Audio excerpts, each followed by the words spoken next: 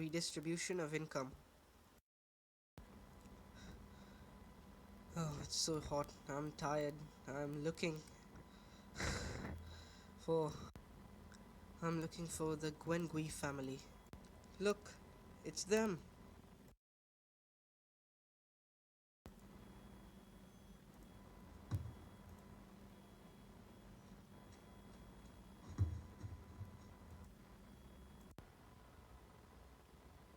Let's go and see, shall we?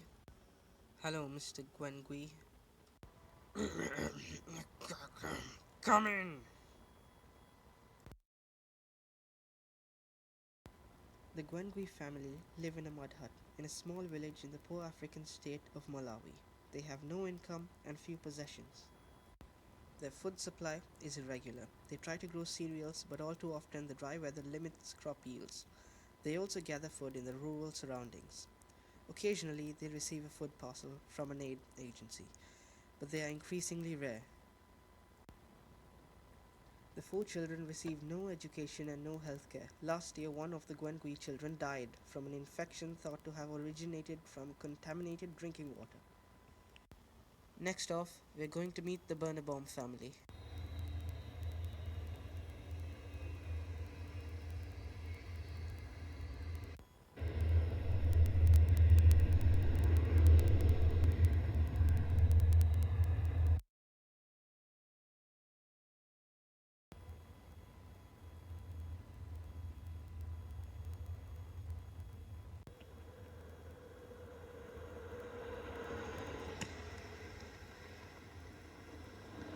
Let's meet the Birnbaums. The Birnbaum family live in Florida, USA. They own a six-bedroom house with four bathrooms and even this luxury infinite swimming pool. Miss Birnbaum is an investment banker and earns between US $1 to $1.6 million per annum. Mr. Birnbaum is a partner in a firm of accountants and earns about US $700,000 per annum. Their two children go to private schools where the fees are US $40,000 per term. They also own four cars and a yacht, which is moored in a nearby marina. In a market economy, individuals receive different levels of income. For example, in France, a shop assistant might earn 17,600 euros per annum, equivalent to the national minimum wage, and a teacher might earn 48,000 euros per annum. And then a company director might earn 2.4 million euros per annum. The difference here between the company director, who is a high income earner, and a shop assistant, who is a low income earner, is considerable. Many would also argue that the difference between the teacher's income and to that of the shop worker is also significant. However, what is clear is that income is distributed very unevenly in this example. In most countries in the world, the distribution of income is very unequal. The USA is an example of a country where income inequality is severe. The graph shows that the top 0.1% of the population enjoyed a massive average annual income of US dollars 6,087,113 in 2014. In contrast, the bottom 90% of the nation's population earned an average of just US dollars 33,060. These huge differences in incomes may arise for a number of reasons. Workers with natural talent, a good education, valuable work experience, or who can offer labor in a market where there is a shortage of qualified labor will tend to earn more. People who do not work, such as pensioners, receive lower incomes than those in employment. The extent to which a government redistributes income through taxes and welfare payments is influential. People who own assets such as property shares and capital will enjoy additional income such as rents, dividends, and interest respectively. The unequal distribution of income in countries often mean that a proportion of the population live in poverty. This means that people are living in an environment where their needs are not fully met. However, there are two definitions for poverty. One of these is absolute poverty. This is where people try to survive in an environment where even their basic needs are not adequately met. People living in absolute poverty may be deprived of food, shelter, safe drinking water, sanitation facilities, education, and even basic healthcare and information. In developed nations, levels of absolute poverty are very low. In most of these countries, the government provides welfare payments to those in need. the unemployed, sick, disabled, and the elderly. For example, however, the World Bank estimated that 702 million people, 9.6% of the world's population, were living in absolute poverty in 2015. However, this was down from 902 million people, 12.8% of the global population, in 2012. Many of these people are to be found living in Africa and Asia. The second definition of poverty is relative poverty. This is always present in society. Relatively poor people are to be found at the bottom end of a nation's income scales. Their incomes will fall short of the levels needed to provide an average living standard in their country where they live. However, one approach is to measure the number of households whose total income is at a certain level below the median income for that country. This certain level will vary according to the different definitions. In the EU, the level is 60%.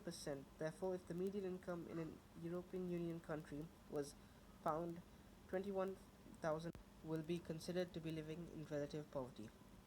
Relative poverty will vary between different countries. This is because the median income level in a particular country determines relative poverty. Each country is likely to have a different median income level. Richer countries will have higher median income levels than poorer countries. Generally, people are considered to be living in poverty if they are unable to attain the average living standard in their society. Relative poverty will also change over time. This is because income levels change over time. They usually rise. Therefore, if an individual receives an increase in income that is higher than the average increase, that individual might move out of poverty altogether, or further away from the poverty line, for example. The reasons to reduce poverty and inequality: meet basic needs. Just under 10% of the world's population still live in absolute poverty, according to the World Bank. This means that around 700 million people struggle to survive. In some countries, many people are undernourished, for example, in Zambia and the Central African Republic. 47.8% and 47.7% of.